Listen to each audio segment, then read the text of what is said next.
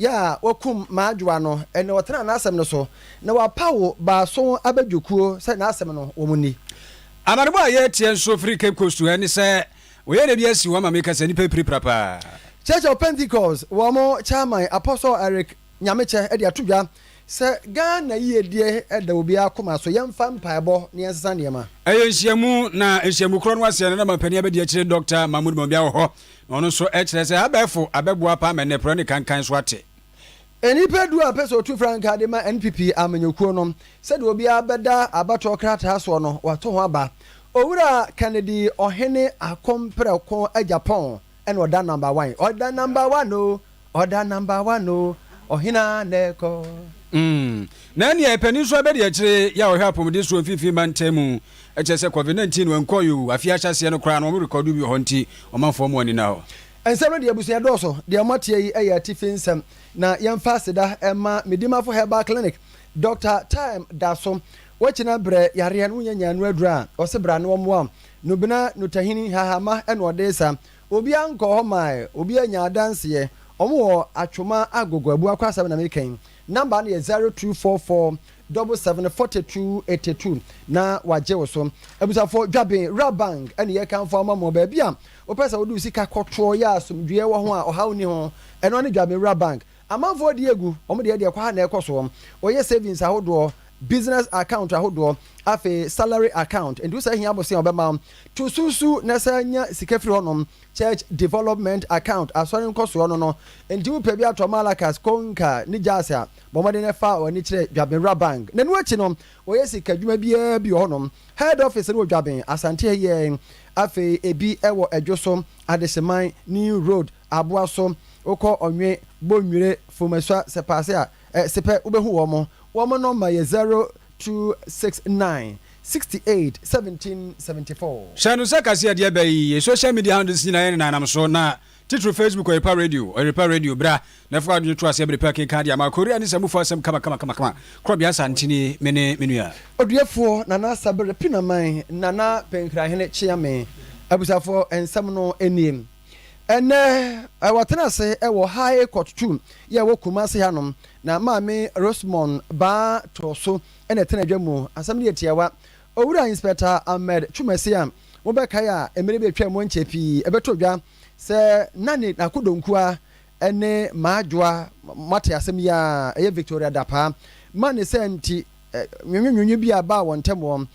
de tuo ekum maadwa bonu tuo pe de wo honom April oforiso obosom de toso aduonu na asem siye ewa dum ha na wode ba so abadwokum na sese agina se woni maadwa ene owura yasem ye friend say 7-member jury na ene kwa mo fa so a wo munya enipa nso no na wo munyina so aye no ye nkokoto Isaac agene mboaten ene na oho na asafo maadwa na to asoma mia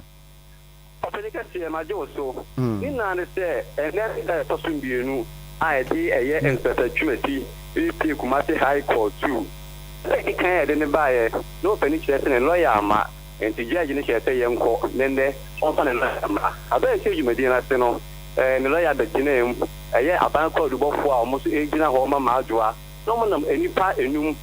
Chumasi ono so lawyer fon so mienu e no mo baaye na ansa mo be che ansem na se no the power children edit to yes better Chumasi say sabi no atemi e be no e ti minya enipa na ba so ko be say nipa ben so atimi akoyi bia na ba say ye de some air tones and so a temu ni ba timi aguni yi abla bo den temu tu jan wo gitu mu no mo hye ne say ye wodi ma akoma be say edu a ye da be bo na se ye ba enipa wonyin tum so be so be na asem so no ono wanka pelo wajitu munso no o man ta sanka se we de mejini to na se me pene so se yentimi en o metna asem no so bi enti o mo de ka ta asem agu ho a ya se twini pe bebre no edin gu so enti ebodi tabi ajenim o te dabi ajenim de mempe no Oduefour o se ampa bra e betna se e nwa ka asem ni bi o mo ye sa na ne mra le wo mu se o yi ni panson te o yi ni pensia na o ka se won pen nan a e pa to so nan no e ma na se won kire wo court wo se die enti na tani pan nine we no was one person better than so na so we dey no so nti me ni pension nti no na se bibia koda din ama sai nipa no ebe body mo fa wo tedwum no na mo timi di asem yambo a bosu ba besimi na for so so dwunu wotwe na asem be sha ase na ni na mo wie no ye say busare bi mu say asem no wodi fo ana say wodi bim o si wodi bim na emu no ye say busare say enketa wodi a ye bedi e wo course finyambo a bosu e besimi na for so so dwunu wotwe no wo be ka bofo ana say wo be ka twi wo ji tu mu say wo be ka bofo ebira twoma na ekwu na twi na wo ka we dey wasi bofo e na wo be ka ema ne aba code go for no bo code twi mu say abra ehwemu ba say ma atu ewu no na omo amu hwe mu papa mu di wa dance e no ebeto mu toro say etu mako ensinya ele bo ma adwa e bo no ena na chinso ensinya so say pie itu ni ba na pie e ba na pie enti emaninya shock enti ensema chese eye shock na wonya no ena ma adwa etimi efiri mu omo sa wa dance ya e camera etimi capture ye abra na wo kunu na wo bolu tuni na no ina ya dance dia omo di bemba court no abra atam na sha ase especially juma tin so lawyer so sorry chese waje tum ni mo hwe se mo fa social media nso amanfo kan ye video won se amanfo kan ni bi asem no so mo dance turo dia omo famra na omo ni asem no wo se nyambo abusu e betimi eye fence asembi mfo no omo ko ahomjem kakra nanso openia oteju nwa hye obedi asem no nyambo 28 yen samra ni mo se base omo return ni break ni bia ansa no so akona home ye wi na busuafo na ayawe na omo usu eye busuape na efese na nado saka ato Oyerepa kasiye nim adame to me mi wo adame to me mi wo taku wa mi bio taku wa mi bio taku wa mi bio taku wa mi bio taku wa the court the judge no atu asem na 28th of August judge no the lawyer no eboa ma asem no opili ya say although omuko break nti judge no makwan na yenye no ententem so and now say akwa no a meka na say me de bia bondi am friend the beast on kanipa ho me nka nipa ho bia utumi ko ba bisia atutu ba ko sia de ono na osi onifo de bia bia osi onifo no ne ade ahye busu na bufu a dodo na esu twa adwo enti yese se sisi ya adofo nyina nya abotre so se dede no a ekoso enkosi hwe no sisi judge no en lawyer for no nyina me hu se asem no omu ko break die na so baba ba start asem no omboto aso 28 enti dodo na nya reshi so asem no se obi die na ankoyi die bomodin ase ene ampelifo bekasa na asem no akontentem lawyer for no aboaye ama say ya 28 tie damase we ya na do no abusuya krache na wa kireche mu no na maadwo abusuya krache no na asafo opanikaze sa ba so abadwoku e from 7-member jury no yenimomu kumase hanom ya amanfo nim wo ma na se we de wo mo ya hoho kra na ye do ma ba ha ye mo mudi ye ntimi nkire se mi anka se mi nim wo mo den so nam se omudi omudim emrasem na court no omudi dwumenti no ebi a court die obehu ba bia omufiri eba na enipa na wo point se mi pewe no menyi ne se onsu bia wodi mo ba bi dia ni mo asa mo chodi no na onim se ni no akopem se omo chodi no edigo tego so a igi na mako enti court no se wo hwe ni pa ni mu yi ebi a na on person be transem so osani pa we na nyambo edi asem no wi ya omapa ni pa nso yi so onim se court go da bo ne se wo kum ni pa wi a ye beto so aba ye be wie no ne ni pa nan akogina be be so oh ye gitu mu se okum ni pa no ni bia ni pa me sa se wo enku no ana bia ni pa nan se wo enku no e do so be tuma koye ni pa me sa ba ko se manto aba ni bi enti na omu yi ana ma no number no ba ko abro so te ni pegi omu di se o meka ho ye be yi nsema no ya to ni pa na no nyina no o me bo te adwuma ni bi ye wi a wo de omu so anu di enso aba enti ni pa ne de yes and jofo di nim wo mo na mdiri se ono woni modi anase wa tibi nka enti na ebodi no ka se Oduefour de mempe no ba agene mu di ye bepe no ampa me kura de nko mpe me onimi akura mpe me dada ne kura mu no tiawa wo mu no sa ba so no utietie mu a wo mu law background bi anase se de esi ye no nimdefo bia court na to ne sa afre ne bia otimbe ye jury ni bia oni ho bibia na Oyerepa mejiri se omo wo adwene anase background na woka no efa ensem die omo obi cause ye ni na no e bia kenkan ba omo di ase be ni pa bi sa no o ye ni pa bi a okwadere e wo emramu a onim emremo nsem na betu ama ne kunya ama for to obi anu a wetima busa na pa emra kwa so na wo ti gina ese assembly ebi etipen ebi si na no ye say ni say no just say oh ebi etui ebi a ye wo sheda and ebi a wan sheda and ebufo na ba no ebi kwa ngoso no bo ajenim yedase pa nana safo no eye Isaac ajenim bo atiama ne bo no ndifo nti baabi etimi tru nsa de free naja o maba no maba ba behwe abo nti sa na te adwuru ni de sa na abusua o madwuma no so de nyasam getu o baabi o de bewura no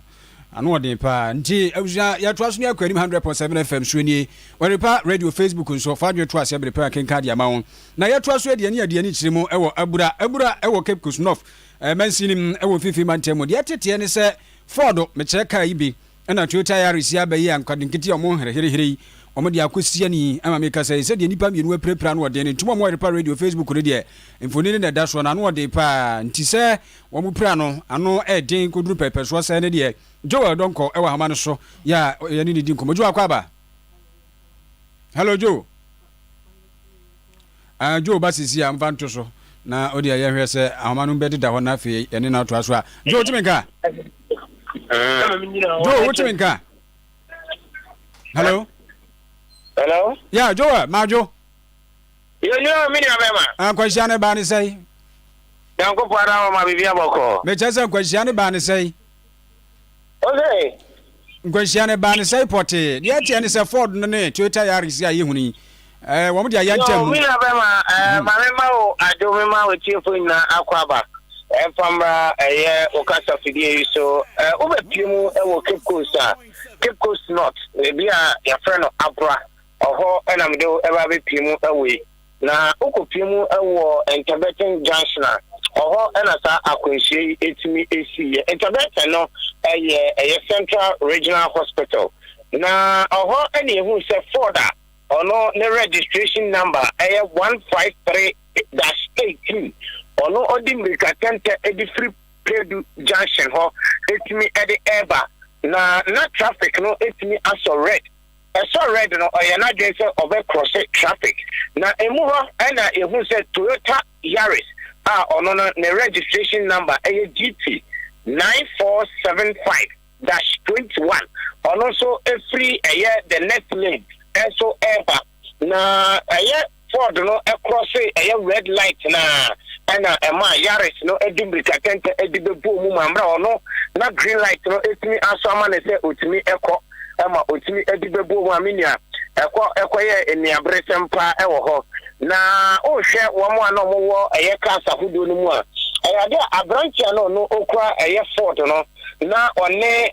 omame na oyare odaka nim obi nim bebi na ode na ekọ bi se bebi na ode ni akere na watra Regional Hospital Junction na Yaris so no de ni akere mu a bebi na wokọ no Regional Hospital ho ekwan no so na ode ni akere mu a sa akwanhie etimi esi me na wokase de oba na wotwi Yaris no wetimi epra ama omutimi epeja ne deche etimi de ne kopiemu ewo Cape Coast Teaching Hospital Aminia me na wokase de woguso a womo eje ayarefe na womo so wo Ford no mu no so yere womo eka ho ekokopiemu ewo ho a womu nyina no eje ayarefe ewo ho me na ase na yankopon ka wo ho onfa won kwa enche won Joe donko na mote no nka se waboya mane Africa Cape Coast North mensinim enfifi mantemu abura kwahia isi ho no mo no areho yesere yankopon bambo Pentecost asọrọ no ahyehyɛ dwumadie soronko bi a wɔde bɔ mpa yama Ghana man weyi ebi sida abakɔsɛmu we didi kan kora wato ne din National Development Conference na Pentecost for na ɛde asi wani so botae no Portuguese mo say righteousness exalts a nation kese so tene ni anase yɛde tene ne sam ɛba ɔman mu a yɛpagya ɔman no nyame ni so ɔman no ɛne ho nkora ne ba ebusafo saa dwumadie Apostle Eric Nyameche ya onna ye chairman ema Church of Pentecost ene kasa wase ede nyame asɛmba sermon ɔsen sɛ nipa na ti ɔman mu no ɔmadwene no nyame adwene a ɔmadwene papa adwene ade a ɛyɛ ma ɔman a debi ɔman no betu mpɔn na adwene wɔ nipa tiri mu no sum awudie adwaman nyinsa tuguo kunsu mpapamu ni tan akayo obi koso na yobi ya nyame ntini mu da bi ɔman no sum beduru no enti no yɛ nyinaa yɛ mompaye na yɛ sesa Ghana ɛyɛ asɛdeɛ si yɛ bɛbɔ mpaye na yɛtumi sesa Ghana man. The purpose of the church is the transformation of this flag, the flag of Ghana. This flag, every flag, please let me have it. Yeah, this one. That is the purpose of the church. That is why we are salt and we are the lights of the world. If it doesn't shine in the darkness, then you can't call it light. The purpose of the church is the transformation of this flag. Number 2, history invites us to join in the conversation of national development. Number 3, righteousness exalts a nation.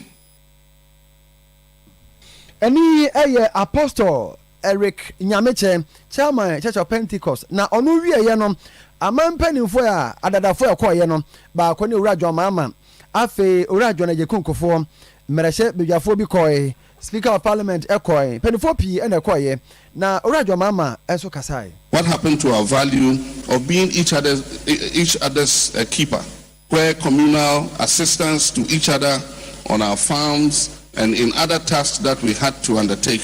were easily available? What happened to our abhorrence of greed and theft? Why do we celebrate persons who today are wealthy with dubious sources of income, and yet society is not concerned about what the source of income is, and it's only about the person's wealth? Ladies and gentlemen, ethics have a direct impact on national development. And as a student of history, I can say unequivocally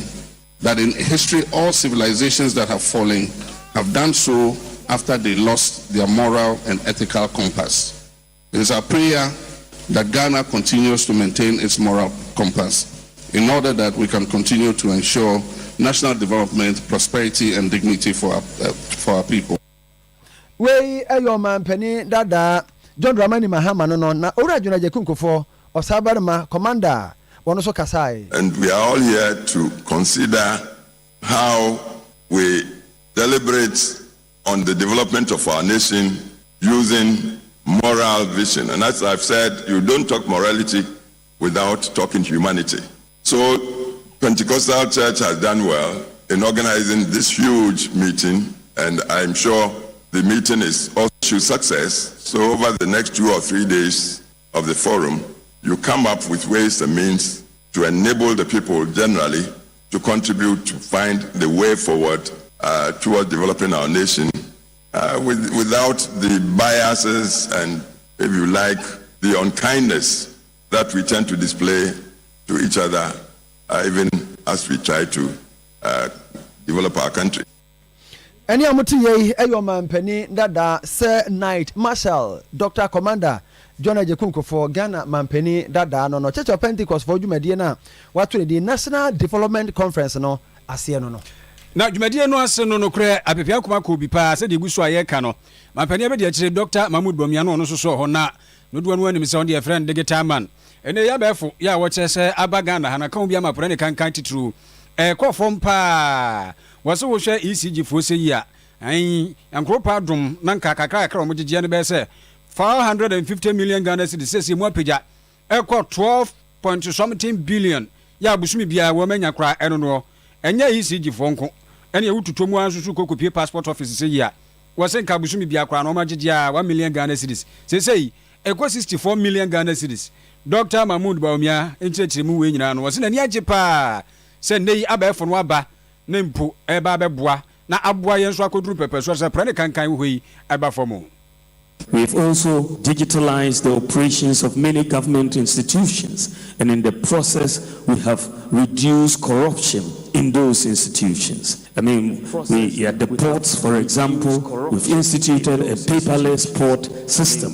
One of the interesting things about the implementation of the paperless porting system was the resistance of the customs officers when we wanted to make the operations paperless. The officers on day one, the first day of the operations of the paperless port system, some of them organized demonstrations against the system because they did not want the system to work. But we persisted and the system is working. We brought in a whole new architecture for ECG. And after this completion of this work from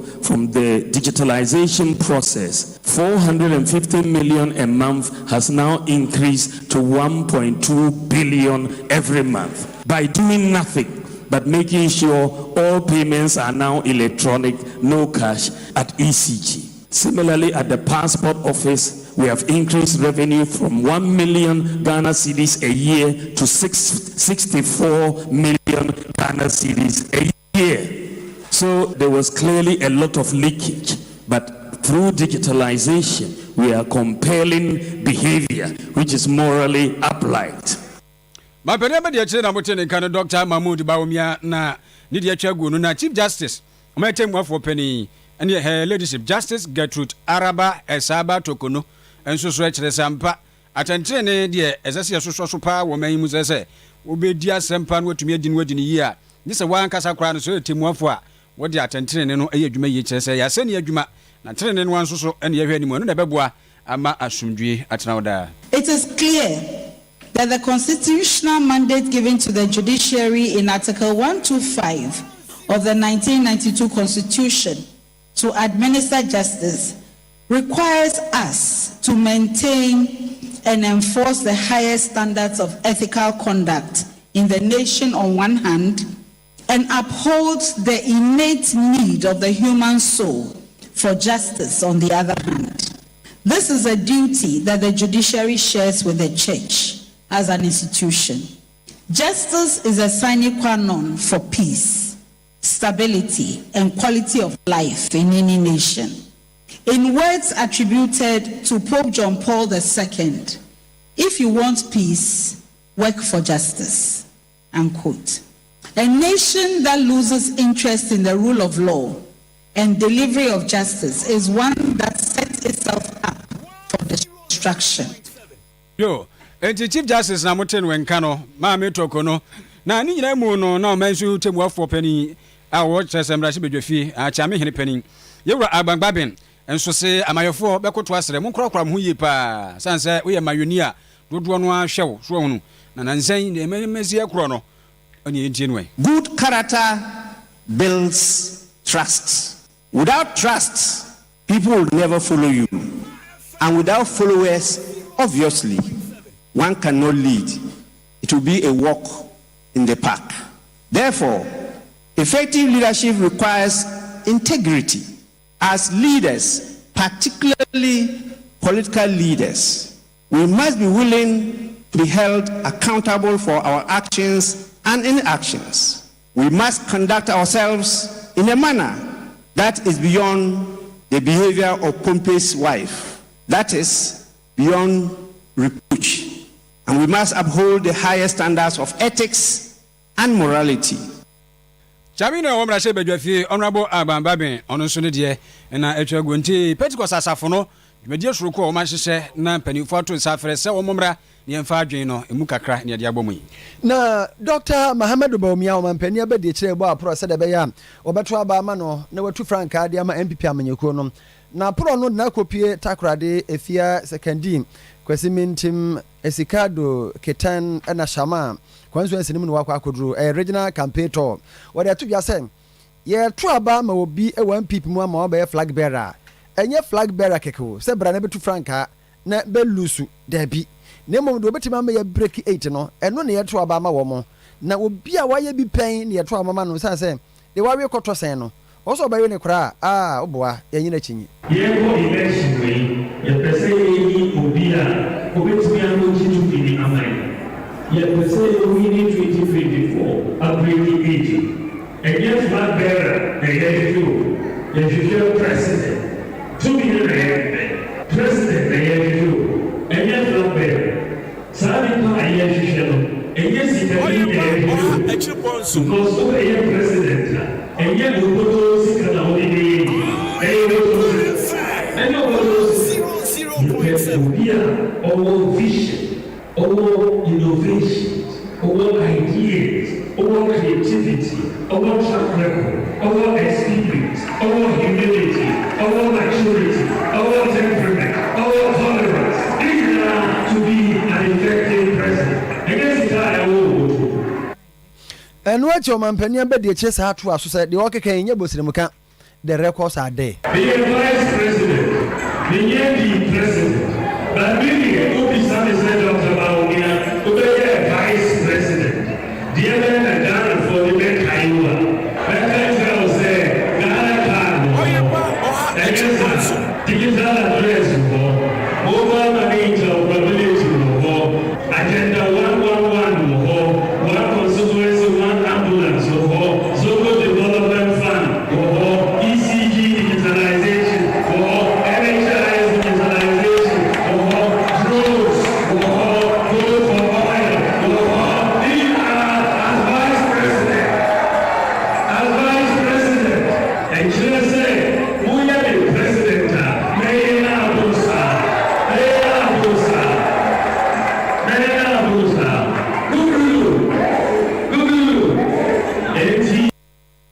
Ayo man penny abedi eche Dr. Maame Frimpomaa no. Yo, afa de ani ekire mo e wo fifi mantam mu penny abedi ekire hwa apomde so ne Dr. Kwabena Sapon o kire se apomde yade bi ehia pa na afa pemienu ene aduonu ye ka bi nhyiemu a yade bi ani di tantantan ba ye COVID-19 kire se abekuma da sapa na wohwemu a Ghana ha de nyankropo adom kakra koyede na enso so ente se amafoforo so no na no na wo kire mu se aya dodo no an ehye trim se bia de no akwadekude wom se wiase ama nyina nkurabata ya hwa pom de so ankasa World Health Organization no omo de abetudwa se enya de sesese no asa yade no agi hini e wa ama mu biem na ebom no eda sebo a eyemframa ntiane namu wose kwabra no tu ahwe ho yi pa so obi trim se yade no kwa wose entesa e kire se ye hye afi kura se no obepiemu e wo fifi ma ntemu a Oma our record be say 100 COVID-19 cases. So many nipa be so ha COVID-19 afi ahase no a kire won ye nti nkofo nkoso no mo ho ban ni nsimni. This is about the 7th round national NIB since we started giving out vaccines for COVID-19 infections. In Central Region, we have an eligible population of about 1.7 million, and we have had 70% of that taking at least one dose. 55% have been fully vaccinated, and then of those fully vaccinated, 50% have had boosters. So we have about 30% of our population who are yet to take any vaccine at all. And we are doing this national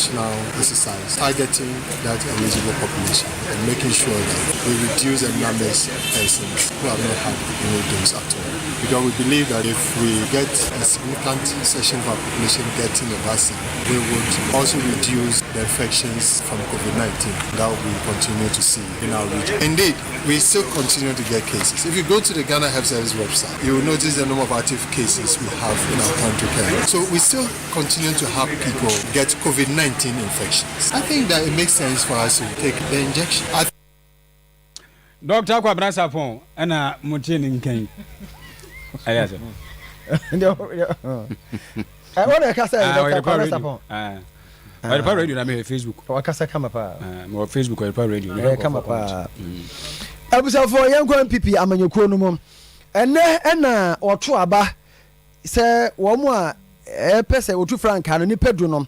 ye be hye wo mu tiri no wo abato nkrata no so de obedi kan de obeto so mienu de obeto so miensa saa kosi edu no na no mu tentem so na na kwasam otwetwe din gu adiem hanya no saa woso no saa mumra na mbayi eto bia bompa ye mo se de obenya first ne de wono na befa afi we de obenya first no no na befa afi we de na na mahwe petete kremu asofo nyina aka se de obenya first no ono an befa franka tufo no ye dia ampampa obia bompa ye do be ye dia na nanama kan dia asofo kan we de sa kotum no da ha we de kotum no da ha we de kotum no da ha owura kanadi ohene a Japan akompre akodi ne sa hyemum wo se menya nkopa boss no sa ase wo a wodi me call a disco edi me call America na di me ba ye be ye MP 24 years in no. The new Patriotic Party MPP Amayo Konoya Buako Super Delegate Conference August 26. What is that to you way back?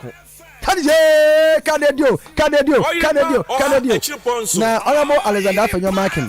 ɛna ɔyɛ kasama former committee na ɛyɛ abattoir general election. We deliberated on few matters that were of concern. We were able to build consensus on the nagging issues and incorporated same in the guidelines. We've agreed that the Electoral Commission is going to take charge of the elections and see to all the security arrangements as well. Agent of the aspirant will also oversee to the printing of the ballot papers. So that the aspirant will appear on the ballot papers. Ken Ohinie Japan, number 1. Alan John Kojo Chamantin, number 2. Joe Gatti, number 3. Kojo Oku, number 4. Dr. Owusu Koto, number 5. Kobna Eje Japan, number 6. Francis Adenimo, number 7. Dr. Kofi Konedo Apoku, number 8. Boachi Chamantin Ejako, number 9. His Excellency Dr. Muhammadu Bawumia, number 10. So this is the order that the aspirant will appear on the ballot paper from 1 to 10. So it's been signed by the Vice Chair of the committee and the Electoral Commission Director of Operations. I must say that the balloting was successful. We did a first round of balloting where the aspirants picked the order in which they will pick their positions. So the ballot papers went round. In fact, they picked them randomly themselves, and then when we were able to determine the order in which they were going to pick their positions and they were satisfied, we rolled out the second phase of the process, which now allowed those who picked certain numbers to pick in that order, and they did so in 10. Honorable Alexander Fanyama Okasa Emma committee na hwa abatto ho nsem so eno no eno achi no wosa kire mu se abatto nkrata no electoral papers na yebeto so aba no wo mo be print nye se wo mo koye ne ba bi keke wo abatto adwumako na be print ye na nipa du na pre no obi ade na si na mu agent be gina honom bambofo so be wo honom na wahwa bibia. We deliberated on few matters that were of concern. We were able to build consensus on the nagging issues and incorporated same in the guidelines. We've agreed that the Electoral Commission is going to take charge of the elections and see to all the security arrangements as well. Agent of the aspirant will also oversee to the printing of the ballot papers. So the ballot papers won't be printed by the party. It will be printed by the Electoral Commission. And all that we would do is to furnish them with the details of the aspirants, including their pictures. We've given them the type of picture they are supposed to bring. So everything has been agreed upon. The notice of polls will be put out. Proxy has been agreed upon. There's going to be proxy, and notice will be issued, and deadline for all proxies will be on the 2nd. And all proxy lists will be furnished the aspirants. We also agreed to ensure that list of delegates, the album in this case, will also be furnished the aspirants. The Motie Ura Alexander Fanyama Ken efutu MP no ya committee no kasama wo na enu achi no wo mo koye no Franka Tufo no ye di bi ekasai ama Ura Adenimo okasai Ura Kwabena Japan ekasai Ura Lankojo Chiramate ekasai yenti Ura Adenimo. The Elections Committee and the Electoral Commission are to be responsible for the conduct of the elections on the election day. So what are the modalities for the conduct of the special electoral college election? What is being described as the super delegates on August 26th, and then we also did the ballot. So we've discussed the modalities, the delegates for the special electoral college election. Where you are any mono no Ura Kwabena Japan and so Canada. We just want to have a very sanitized election, and the Electoral Commission is in control of the process, and everything is covered. Not yet, but they've told us that we can come and receive it from tomorrow. It's available. We bring our pen drive, we can pick it. Are you satisfied? Very, very satisfied. What was your you want me to show you? Yeah, what was your number on the ballot? Number 6. Number 6. What does that mean to you? It means I'm going to win. Wey Ura Kwabena Japan no Ura Alan Kojo Chiramate enso kan bibi. Now we settled on the procedures and the processes for the elections, and we hope that we can be guaranteed a fair, transparent election so that we can work towards making. What's your number? What's your number on the ballot? Where you are Lanko Yachira Martin and Nona, almost Dr. Bomia to also 10 Asia ho. And one. Ade na man e nwanwa. Nwanwa ba anya nwanwa. Enye hu. Aha.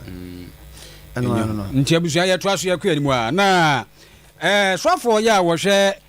nwuma titru Mika State Enterprises aban no de titru no na ne wo kasa Honorable Joseph Kujo na wo manfo ya wo wo afia mpehwe aso ne nkrutu adu atwa ho ahia no na wo monsa ka plant bi a yesie di ama kire se we eye waste and water treatment plant ebeboa pa ya ibe so nsu ene iwira so na abo wo manfo nti wo manfo patemo de ene ya kosimintim ne patemo no omo atede na sa plant no mo de si asakai ena plant yesi na Honorable Joseph Kujo ensem a wodi tudwa nyina ene se nei aba ne de na ni so ade hunu ene so obeboa kakra na fam de bi obeye no na ono so atumi aye nti we na abansa no omanfo ya wonsem obie ene atoa hidapa nti obi abetumi aba na enei enam Africa Continental Free Trade Area nsaso aboa amobi atimi de dwatri abehwe oman mu bi. From you that within a short time you are delivering 48 of these facilities within the policy framework set up by the government. It is my message to investors, especially the foreign investors, that the country is ripe for investment. We are headquartering Africa Continental Free Trade Area in Ghana. And just as I told some other private investors that they should use Ghana as a springboard to reach other African countries under African Continental Free Trade Area. This is important to us as a country because great entrepreneurs like Dr. Joseph Siao in Japan shouldn't have their investment scope limited only to Ghana.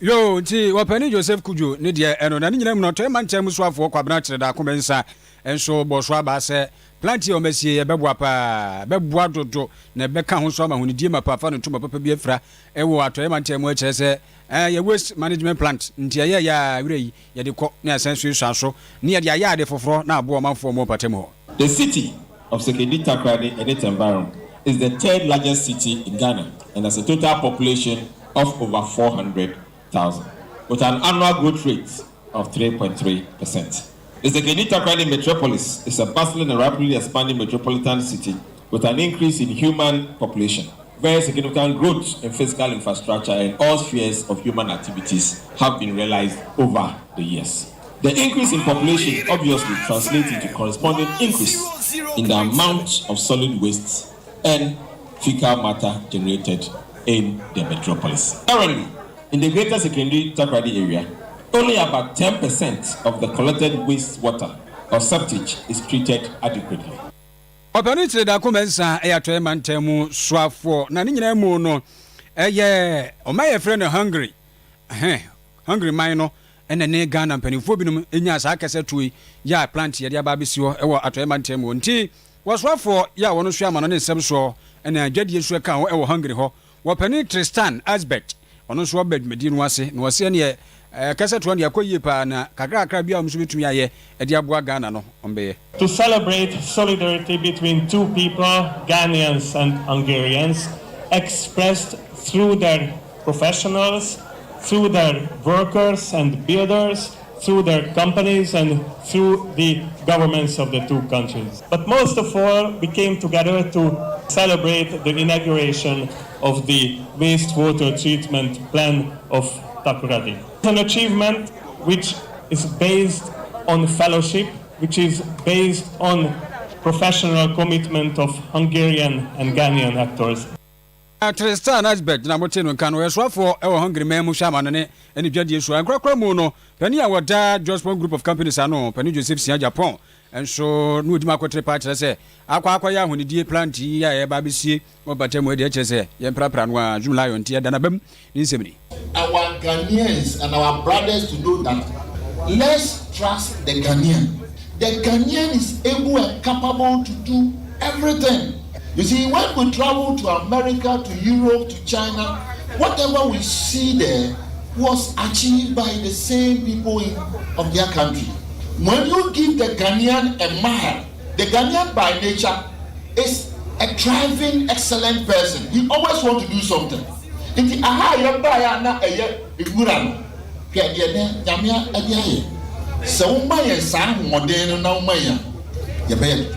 Mama yɛn mo Ghana adwumayɛfoɔ. Mama yɛn so ogu. Otia, mama yɛn kɔrɛti wɔ. Wɔpahwea, mama yɛn pagya wɔ. Na wo dia ne wo dia. Wei. Wo dia ne wo dia mpa. Josbon Group of Companies Penny Ura Joseph Sie Japan na mutini nkan. Ora Michael Kofi Ochireba fi ena ye MP New Dwaben South and wo Eastern Region. Eno assign Deputy Minister Trade and Industry. Na ne buofo na anu da papa amo akire nipa num asam ye tiawa. Omo ye asphalt overlay. Ye ka asphalt overlay ni nyina ne se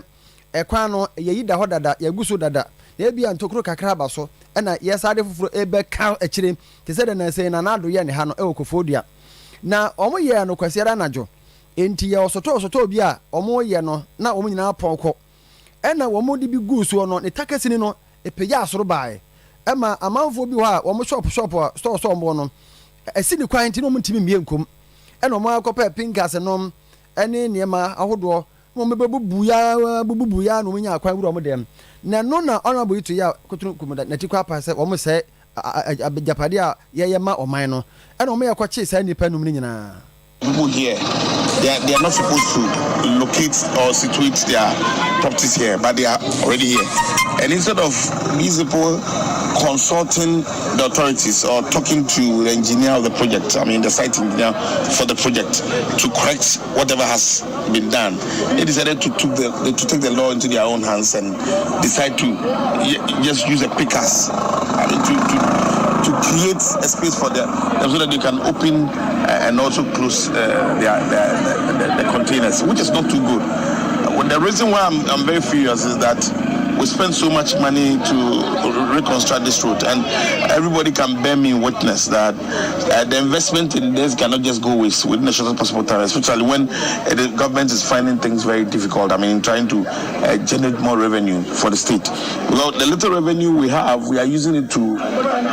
undertake projects, and people have also decided to create unnecessary problems for government. The example is what we have just seen, which is not too good for us as a municipality. So I'm just trying to encourage them, these people here, those operating businesses within this enclave. In the first place, they are situated here, illegally. They are not supposed to locate their businesses here. They are not supposed to create a space here to do business. This is not a business environment. So they shouldn't have done that, but they have already done that. We don't have a problem. But my point is that whereas we have tolerated them, they should also, think of government, think of the investment that has been put in this particular venture, and not create problems for us by destroying the road. Honorable Michael Kofi Ochireba fi oye Deputy Minister Trade and Industry Osai MP New Dwaben South. Arawusa bebeka ensani se sunyani manhene nana bosoma aso nkrawiri ya wotoso mienu atwa nanom wonsie do ene yese dia amamre ne amane yese no agya pani sa kɔ ne krachi a nyese efiti ya ne aba bonte so abegba mane yu dabi wose empani pipiri omachi na mo pe kwampɔ befa so na afei omde beto oman nyina nim na afei ho ayiyo ne se de sitie bia so na atoato so a na de ya titetia ne sesesei na nanom akwa akohia afa adwene na nyankropɔ ya adomo a omo ye hyehyɛ apeda kropɔte a nyamatra konwa nzase ye wo sunyane ne patemu no ombepe kwampɔ befa so a ene wahinka pakra kakai ya bepa no krabe na afei ya ye ne waye kunkufa pa nti sɛde enkra no eba ye no anyibia sɛ ne besi akro ya yen sentwani anase anua Kofi tigalengele wofi tigalengele mu adwo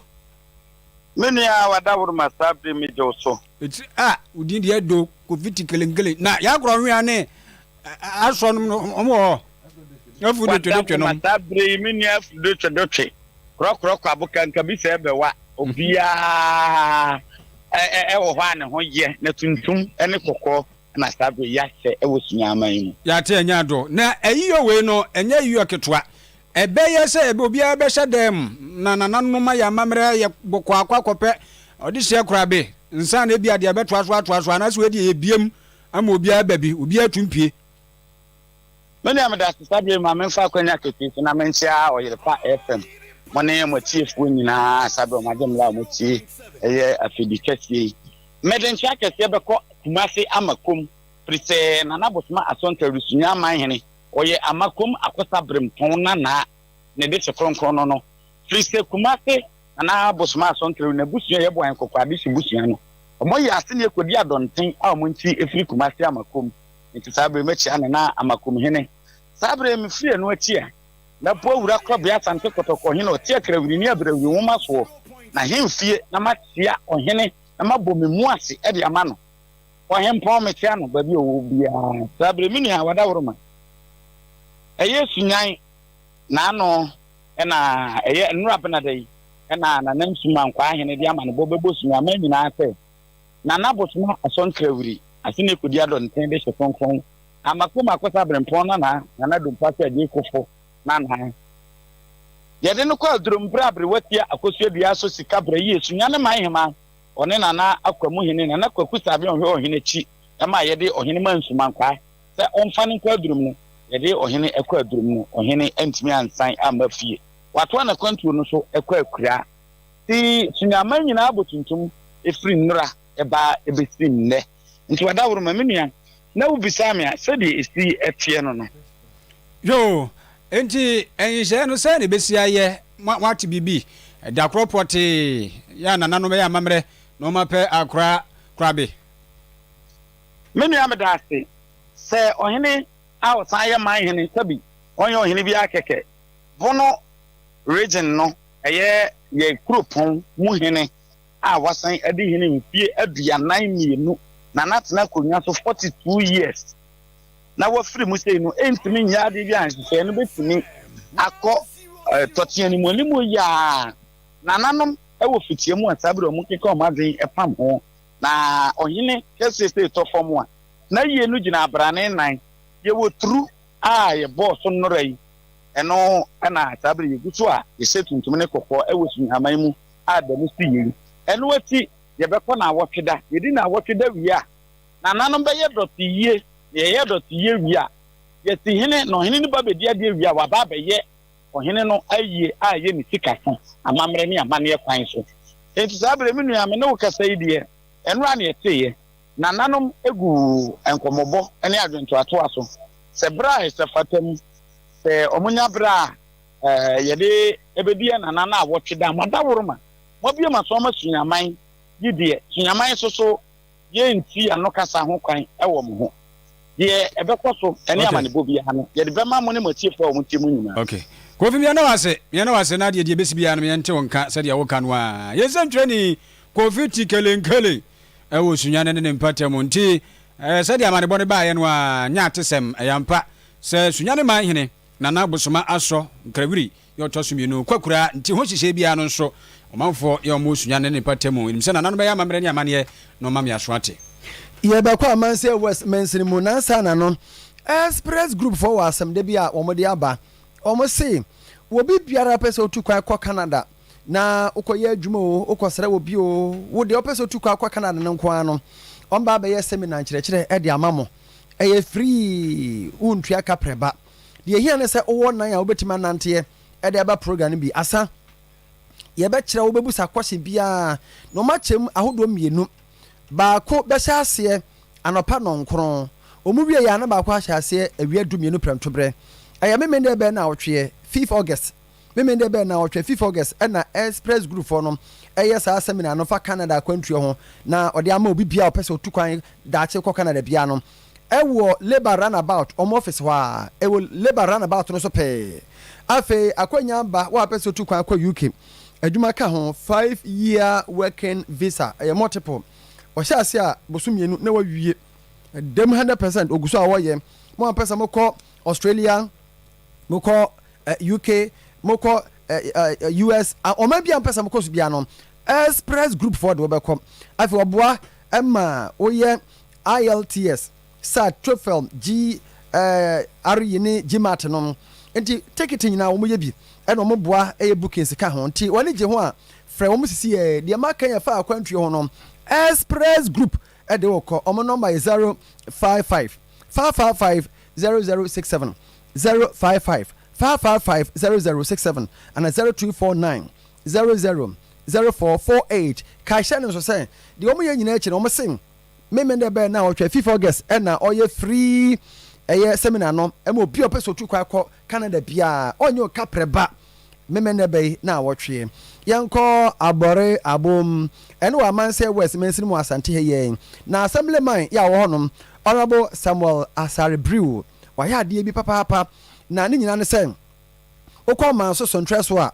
ena wa ya abasobo soronkom ede ama teacherfo a woni patem honom teacherfo obo homoden wo mo amatana ho ache nti honorable Samuel Asare Brew kasa yimu no de to dwasem osrawofo ebuo ne ani de se fata bia se de ma teacherfo no yemfa ma wo mo ebio mayimu omanimtia na abasobo no eniema omunya bi ne TV 32 inches bia LED TV ebinya gas cylinders ebinya sika niema bebre na BC kura no kwara no bo homode no assemblyman esa bo ache omade Osha emu be bia ya school one of the communities in Kesu DHS one amemi school Osha ye grade a nya no be enfie aduono atini a na akamia so bia ntimi enya bida ebiem besi na nanso afrase me na teacher for no ekodi nkomo etu ofo hye won kura se omomode a give their best to the children enya me adom na se afrase no nkala no bom homode a me yedumade we e de ama teacher for no ene mofra no eno nti no Osha resource ba last year na it was improving nti ena ma no to makoma so omo bom modern dey na me se won kura o me ankasa me small way na my teacher for no atimi give their best to the students me se abata ne modern na omo so omo akokuom kakra bi omo atimi e dey aye dey abo teacher for no by respecting them because awofo no bebre mfa ni die ene obo ema atetre for ti me se me fa mofo so asre awofo se enye mansi mu ha from enkoa Ghana man nyina atetre for ye nkofo bi ase yi yem ene won tena yi a won so be yi won yem e dey abo ayemba da bia metaka se a teacher can make or unmake our children and until say a ni aye wo ema and papa de won komo won se entimi entiti won yi a ebedu me bo say ema no ekọ wayward ti ebesa awofo say omomode an teacher for so ma won homework a ombe bo omama maye na ade check akra ometimi ne abo teacher for no so no omode say duma de na de maye yo ani amoti ye eye honorable Samuel Asare Brew ya we assemblyman ewo abore abuom enonom owie no eye manso nka su hene nana kwame amanfo atoso mienu ehye na nigye pa ewo honorable assemblyman mu anamo a wotuo no wose wa ya de papa ohia se yebo na baso honorable ade a wa ye die e man standing ovation I research a lot e be a wo ka kire me se wo pese wo di sa adwuma no na me hu bi ba bia e bia na bia sia it could just be one or two. It could just be one or two. Honorable ya de papa say wo boy teacher for baso wo boy school kwala baso wo ya de na ensese ye man ye nipa ba akofo nko a akofo ne nsa enso ya me ni kata eti nyina sabi ye ni akakra wo yensem ye ni die morally and physically ye betimi support ama next time ye no ye man nye no annual yi program ye be ye na boost a teacher for ni moral tambia omo ya no mo so hunu se ampa ye ni e wa kire ni ye hwe wo mo na ye ready nso se ye be appreciate wo mo eti de wa ye ni de no kwasem ni wa ya de pa enti wei aye manso nka su hene nana kwame amanfo otoso mienu no atichafo ya ye bo maba so a ebinya TV ebinya cylinder ebinya monisika obi a kire na nije ano kwasem say honorable waya de pa waya de wa se yenkran even kura bidie kura munya binto ene wadom ya me cylinder ye da na se waya de be se yenkran me akoso akira de senia ese me hye me nuanu mu nkran se se do kwa kura se a ofisi omo mo kura se nso hia se munya education papa ye kire omo ade yie na omo so timi ba ebe nipa kese ti esre mo nko na ye nyina ye mo na oman Ghana enkoso na ekun na dindie so honorable ba mu no ere be nyina ayi pepepe ama enyama tutu yi ma kira je wo school ha 20 years school ya mu so just school ya adwene no say class ye e plan li say me dey wo say dey ade no ma me no me do mo si e da na sepa because is there na ekonya mu me mo ya dey nti o ma yeska like the gift we appreciate it ska dey ama ye no ye ni so ebetimi kwa boa ye ama like normal staff science tutorial ebetimi please in your chair the grade we had it was so good so into my session and they gave to us cash that was 1,000 cedis district imuno and then dia edikanya na hunu na me hunu bi ebra atwam mfiedum enkon ni ambetro ya de wo ha intine dia sie no agemensem ani amoti yen aticha for ne school for abaso munya bie no no dia honorable Samuel Asare Brew assemblyman yawo abore abom ewo amanse west aye ede ama na teacher for na matie no Gaston Mr. Eye yefoki kadru se woyam ke kalpa osa ebetu asesesi a typhoid fever beko ye friend Gaston Mr. diarrhea so hunu se be ne pio sa akora afoforo no anye no afi mesoplasma sanso ema mu nsabu mu otom ebebua yi infections ni nyina afiro na ase wa che kama misi eba murum kolina kaba ashtown Fred Messi so ewo KO 0233 30 20 00 0233 30 20 00 na kutubi ton afi anniversary sonko ya yedi ne yemfa nkwawiye Krobea Educational Center ya kachira wo se efiadu asahurere ene anya ntie gusu ayedia na nukuri yakopo ani se de sia akwa anim ewo adesuamu no nyansam ketu akora ntinya gropo ya 28 ya yade aka nyina toatoa so na games no yade ahyehye so kama afi 4 August is homecoming 11 August ebe food bazaar na mebe bi ndie meba mabedi dia ma ho tompa afi 30 August so be expo and graduation na 30 kron wan so ayi dinner no so be san ba na aboa 0265 228 389 0265 228 389 na yankuanim ayo post ni aduro imbusa ba me shadu papa aduro we dia me se eboa ma ne mema wo na me se wo no mu abema timi sia pempe wo so mampanu su yakochen kon na chese sans every day mu pie e post ni aduro no jimine yusu 0246208496 05407101 13 den so ampa Bosha electrical sensu gina naso ye nkane afie dia wo ba ye ba bi udi agro nkane no ebe fo ni su hunu de onyimpo kebus bibia ya fa no home appliances no de bosha ba se tutomi na baji bi ni se dia tretre akwa ba bi akura ni mpa nti aduma ha no bosha ba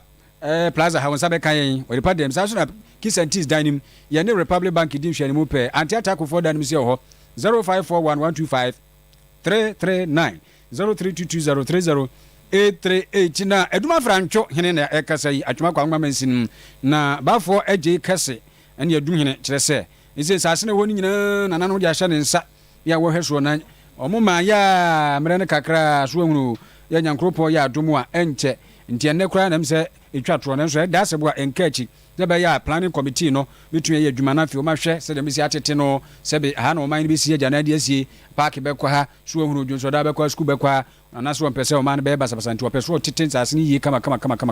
nti bibia nya o sefre na fa won krata abra na mon transe 0240857456 0240857456 na nanom ebejo so yanko Malaysia memu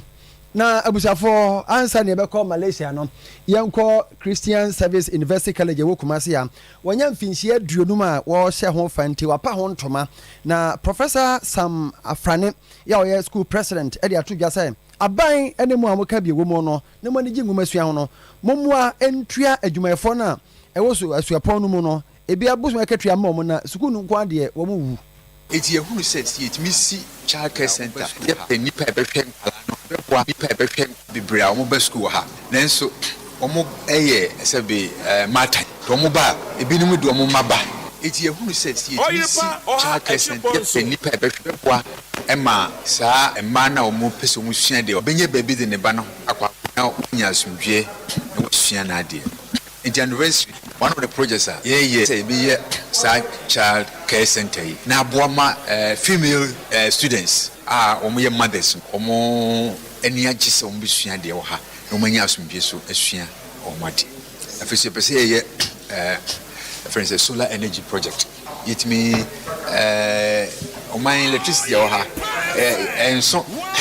so na ye ede solar power ye niema na electricity free ECG ba no ede ama foforo na ama omayemu energy supply no akoyi nti another project ayeya we biara obetima boa ye so no e beda na se ye timi yesan ye niema nti se public university e ya bandi wo mu niema so ye pa ka ba betimi aboa ye